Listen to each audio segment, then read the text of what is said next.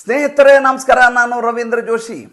ನಮ್ಮ ಸಂವಿಧಾನವನ್ನು ರಕ್ಷಿಸಲಿಕ್ಕೆ, ಪ್ರಜಾಪ್ರಭುತ್ವವನ್ನು ಎತ್ತಿ ಹಿಡಿಯಲಿಕ್ಕೆ ಮತ್ತೊಂದು ನಕಲಿ ಗಾಂಧಿ ಕುಡಿ ಸಂಸತ್ತನ್ನು ಪ್ರವೇಶಿಸಲಿದೆ.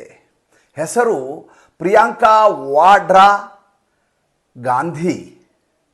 ಎಲ್ಲಿಯಾದರೂ ಎರಡೆರಡು ಸರ್ನೇಮ್ ಇರೋದನ್ನು ಎಲ್ಲರೂ ಕೇಳಿರ? ಈಗ ನಾನು ರವೀಂದ್ರ ಜೋಶಿ, ಜೋಶಿ ಅನ್ನೋದು ನಮ್ಮ ಅಡ್ಡ ಹೆಸರು. ಇನ್ಯಾರೋ ಕುಲಕರ್ಣಿ ಅಂತ ಇರ್ತಾರೆ, ಸಂಜೀವ್ ಕುಲಕರ್ಣಿ. ಕುಲಕರ್ಣಿ ಅನ್ನೋ ಸರ್ನೇಮ್. ಇವ್ರದ್ದು ಹಂಗಲ್ಲ, ಪ್ರಿಯಾಂಕಾ ವಾಡ್ರಾ ಗಾಂಧಿ. ಯಾವುದಾದ್ರೂ ಲಾಭ ಆಗಲಿ, ಗಾಂಧಿ ಲಾಭ ಆದರೆ ಗಾಂಧಿನ ಸೇರಿಸ್ಕೊಳ್ಳೋದು, ನೆಹರು ಲಾಭ ಆದರೆ ನೆಹರೂನ ಸೇರಿಸ್ಕೊಳ್ಳೋದು, ಆ ರೀತಿ ತಮ್ಗೆ ಯಾವ್ದು ಬೇಕೋ ಅದನ್ನು ಸೇರಿಸ್ಕೊಳ್ಳೋದು. ಇದು ಯಾವ ರೀತಿ ಇದೆ ಅಂದರೆ, ಈ ಪಾಕಿಸ್ತಾನದಲ್ಲಿ ಈ ಬಿಲಾವಲ್ ಭುಟ್ಟೋ ಜರ್ದಾರಿ ಅಂತ ಇದ್ದಾನಪ್ಪ. ಇವ್ರ ಮಗ ಯಾರು? ಬೆನಜೀರ್ ಭುಟ್ಟೋನ ಮಗ. ಆಕೆ ಬೆನಜೀರ್ ಭುಟ್ಟೋ ತನ್ನ ತಂದೆ ಹೆಸರನ್ನ ಜನ ನೆನೆಸ್ಕೊಳ್ಳಿ ಅಂಥೇಳಿ ಆತನ ಗಲ್ಲಿಗೆ ಹಾಕಿದರು, ಜುಲ್ಫಿಕರ್ ಅಲಿ ಭುಟ್ಟೋನ. ಆತನ ಹೆಸರು ಸೇರಿಸ್ಕೊಂಡು ಬೆನಜೀರ್ ಭುಟ್ಟೋ ಜರ್ದಾರಿ ಅಂತಿಟ್ಟು. ಮಗ ಬಿಲಾವಲ್ ಭುಟ್ಟೋ ಜರ್ದಾರಿ. ಹಾಗೆ ಇವರು ಪ್ರಿಯಾಂಕಾ ವಾಡ್ರಾ ಗಾಂಧಿ.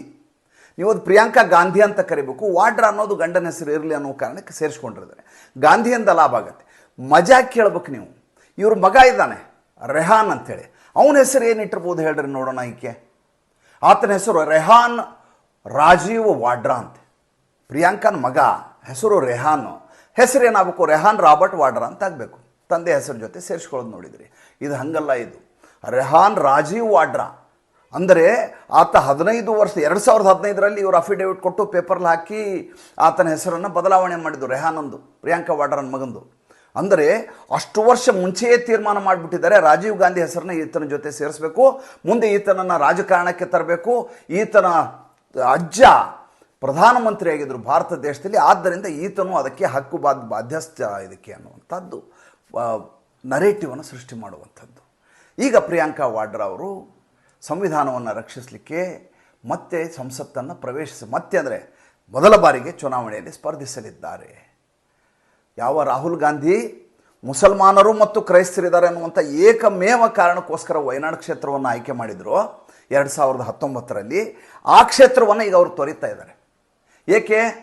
ರಾಯ್ಬರೇಲಿ ಅಲ್ಲಿ ಕೈ ಹಿಡಿತವ್ರನ್ನ. ಯಾವ ರಾಯ್ಬರೇಲಿ ಉತ್ತರ ಭಾರತವ್ರ ಬಗ್ಗೆ ಬಾಯಿ ಬಂದಾಗಿ ಮನುಷ್ಯ ಮಾತಾಡಿದರು. ಆ ಕಡೆ ತಲೆ ಇಟ್ಟು ಮಲಗ್ತಿರಲಿಲ್ಲ.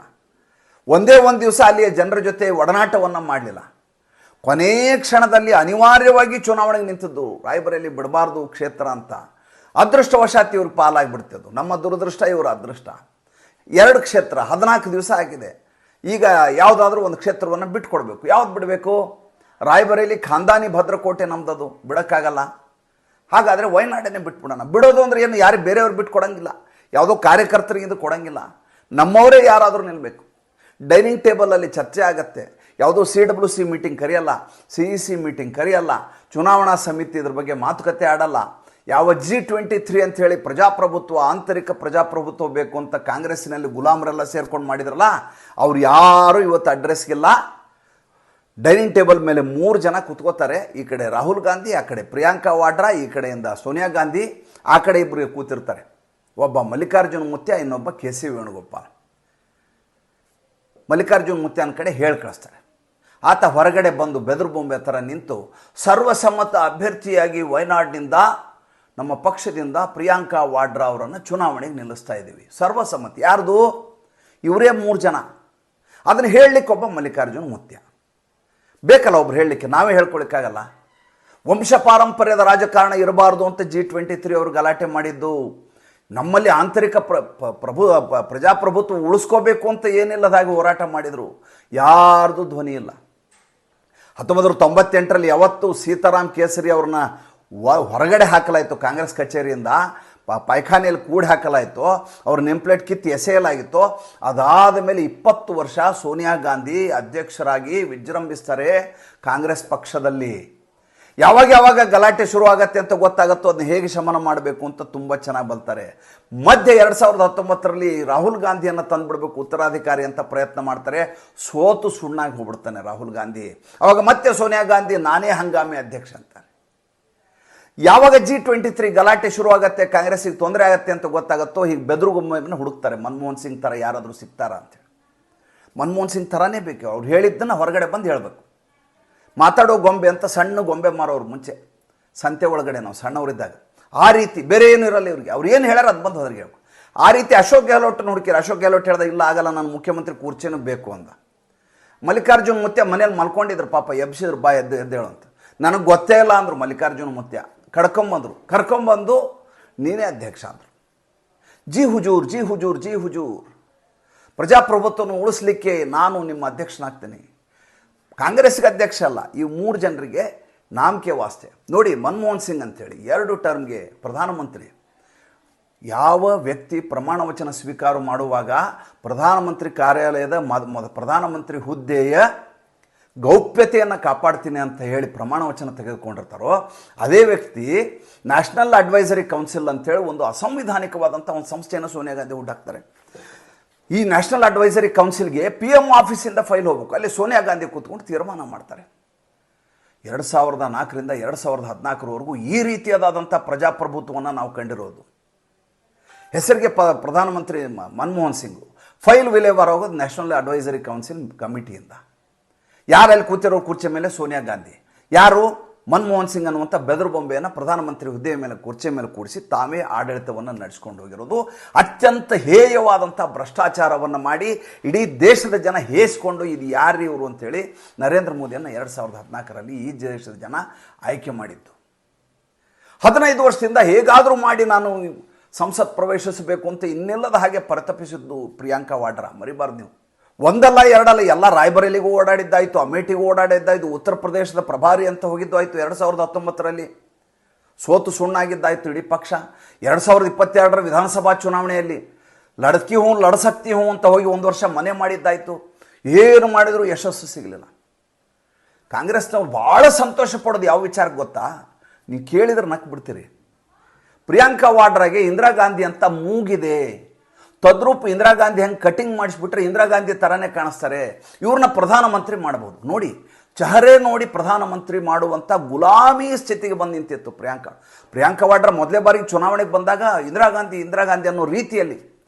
ಈಗ ಸುಪ್ರಿಯಾ ಶ್ರೀನಾಥಿ ಅನ್ನುವಂಥ ಸ್ಪೋಕ್ಸ್ ಪರ್ಸನ್ಗಳು ಕಣ್ಣೀರು ಆನಂದ ಬಾಷ್ಪ. ಏನು, ಪ್ರಿಯಾಂಕಾ ವಾಡ್ರಾ ಅವರು ಸಂಸತ್ತನ್ನು ಪ್ರವೇಶಿಸಲಿದ್ದಾರೆ, ಏನು ಸಂತೋಷ ಇದು. ಅಲ್ಲ ರೀ, ಲಕ್ಷಾಂತರ ಕಾರ್ಯಕರ್ತರು ಈ ದೇಶದಲ್ಲಿ ಕಾಯ್ಕೊಂಡು ಕೂತಿರ್ತಾರೆ. ಅವರೆಲ್ಲರನ್ನೂ ಬಿಟ್ಟು ಇವರು ಕುಟುಂಬದ ಸದಸ್ಯರೇ ನೋಡಿ, ಈ ಬಾರಿ ಸೋನಿಯಾ ಗಾಂಧಿ ಚುನಾವಣೆ ನಿಲ್ಲಕ್ಕೆ ಹೆದರಿದ್ರು. ಯಾಕೆ ಅಂತಂದರೆ ಅವರಿಗೆ ಭಯ ಇತ್ತು, ಇಲ್ಲ ರಾಹುಲ್ ಗಾಂಧಿ ನಾಯಕತ್ವದಲ್ಲಿ ನಮಗೆ ಬೆಲೆ ಇಲ್ಲ, ನಮ್ಮನ್ನು ಜನ ಒಪ್ಪೋದಿಲ್ಲ, ಚುನಾವಣೆ ನಿಲ್ಲಲ್ಲ ಅಂತೇಳಿ ಅನಾರೋಗ್ಯ ಅನ್ನುವಂಥ ಕಾರಣ ಹೇಳಿ ರಾಜ್ಯಸಭೆಯಿಂದ ರಾಜಸ್ಥಾನದಿಂದ ಪಾಸಾಗ್ಬಿಟ್ರು. ಯಾವ ಕಾರಣಕ್ಕೂ ಇಲ್ಲಿ ಚುನಾವಣೆ ನಿಲ್ಲಿಸಬಾರ್ದು, ಅಮೇಠಿ ರಾಯ್ಬರೇಲಿ ಅಂತ ಇನ್ನಿಲ್ಲದ ಹಾಗೆ ಪ್ರಯತ್ನ ಮಾಡಿದ್ರು. ಅಮೇಠಿನಲ್ಲಿ ಗುಮಾಸ್ತನ ಕರ್ಕೊಂಬಂದು ನಿಲ್ಲಿಸಿದ್ರು.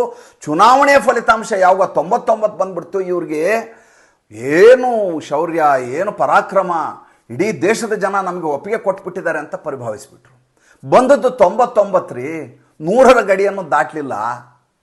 ಹಾಗಿರುವಾಗ ನಾವು ಯಾಕೆ ಮತ್ತೆ ನಮ್ಮ ವಂಶ ಪಾರಂಪರ್ಯವನ್ನು ಮುಂದುವರಿಸ್ಕೊಂಡು ಹೋಗಬಾರ್ದು ಅಂತ ಇವ್ರಿಗೆ ನೈತಿಕವಾದಂಥ ಒಂದು ಹಠ ಬಂದುಬಿಡ್ತೀವಿ. ಒಬ್ಬರಲ್ಲ ಇಬ್ಬರಲ್ಲ, ನೆಹರು ಕಾಲದಿಂದ ನೋಡ್ಕೊಂಡು ಬಂದ್ರಿ. ಯಾರ್ಯಾರು ಬಂದಿರಂತೆ, ನೆಹರು ಬಂದರು, ಇಂದಿರಾ ಗಾಂಧಿ ಬಂದರು, ಫಿರೋಜ್ ಗಾಂಧಿ ಬಂದರು, ಆಮೇಲೆ ಸಂಜಯ್ ಗಾಂಧಿ ಬಂದರು, ಅದಾದಮೇಲೆ ರಾಜೀವ್ ಗಾಂಧಿ ಬಂದರು, ಆಮೇಲೆ ಮೇನಕಾ ಗಾಂಧಿ ಬಂದರು, ವರುಣ್ ಗಾಂಧಿ ಬಂದರು, ರಾಹುಲ್ ಗಾಂಧಿ ಬಂದರು. ಅಷ್ಟಲ್ಲದೆ ವಿಜಯಲಕ್ಷ್ಮಿ ಪಂಡಿತ್ ಬೇರೆ, ಶೀಲಾ ಕೌಲ್ ಬೇರೆ. ನೆಂಟರು ಇಷ್ಟು ಹಿಡಿದ್ರೆ 1 ಡಜನ್ ದಾಟ್ಕೊಂಡು ಹೋಗುವಂಥ ಸಂಖ್ಯೆ. ಇಷ್ಟು ಜನ ಇವ್ರ ಕುಟುಂಬದವರೇ. ಏನಕ್ಕೆ ಬರೋದು ಇವರೆಲ್ಲ? ಸಂವಿಧಾನವನ್ನು ರಕ್ಷಿಸಲಿಕ್ಕೆ, ಈ ದೇಶದ ಬಡತನವನ್ನು ಹೋಗಲಾಡಿಸ್ಲಿಕ್ಕೆ.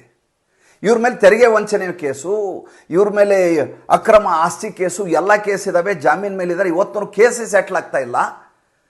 ಇವರು ಮತ್ತೆ ಸಂವಿಧಾನವನ್ನು ರಚಿಸ್ಲಿಕ್ಕೆ ಕೆಂಪು ಪುಸ್ತಕ ಹಿಡ್ಕೊಂಡು ಮತ್ತೆ ಬರ್ತಾರೆ. ವಯನಾಡಿಗೆ ಬರ್ತಾರೆ. ಯಾಕೆ? 65%, ಲಿಟ್ರಲಿ 65% ಚಂಕ್, ವೋಟ್ ಚಂಕ್ ಇದೆ ಮುಸಲ್ಮಾನರದು, ಕ್ರಿಶ್ಚಿಯನ್ರದು.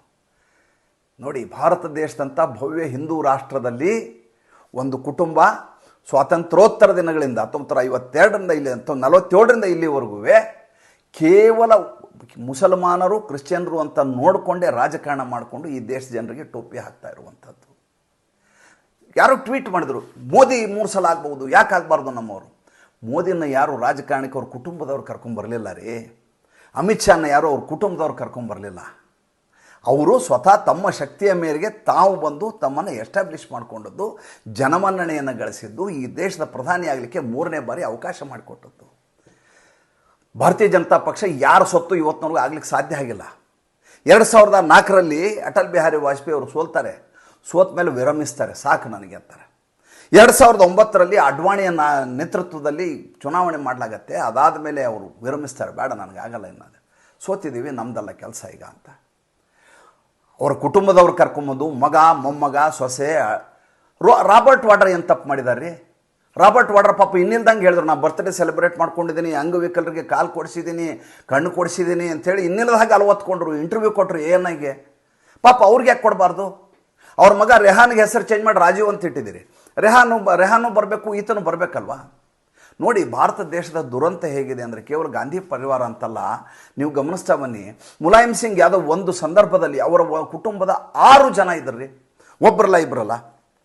ಮುಲಾಯಂ ಸಿಂಗ್ ಯಾದವ್ ಇದ್ದರು, ಅದಾದಮೇಲೆ ಅಖಿಲೇಶ್ ಯಾದವ್ ಇದ್ದರು, ಆಮೇಲೆ ಡಿಂಪಲ್ ಯಾದವ್, ಧರ್ಮೇಂದ್ರ ಯಾದವ್, ಶಿವಪಾಲ್ ಯಾದವ್, ಇಡೀ ಕುಟುಂಬ. ಇನ್ನು ಕರುಣಾನಿಧಿಗೆ 2 ಹೆಂಡರು, 1 ಡಜನ್ ರಾಜಕಾರಣಿಗಳು ಅವ್ರ ಮನೆಯಿಂದ ಬಂದಿರೋದು ಕರುಣಾನಿಧಿಯಿಂದ. ಇನ್ನು ಈತ ನಿಮ್ಮ ಬಿಹಾರದಲ್ಲಿದ್ದಾನೆ ತೇಜಸ್ವಿ ಯಾದವ್, 2019ರಲ್ಲಿ 0 ರೀ ಇದೊಂದು. ಆದರೂ ಈತ ರಾಜಕಾರಣದಲ್ಲಿ ಸಕ್ರಿಯವಾಗಿರ್ತಾನೆ. ಏಕೆಂದರೆ ಇವರಪ್ಪ ರಾಜಕಾರಣಿ, ಮುಖ್ಯಮಂತ್ರಿ ಆಗಿದ್ದವರು, ಅಮ್ಮ ಮುಖ್ಯಮಂತ್ರಿ ಆಗಿದ್ದವರು, ಇಡೀ ಖಾನ್ದಾನು ರಾಜಕಾರಣ, ಉಪಮುಖ್ಯಮಂತ್ರಿ ಆಗಿರ್ತಾನೆ.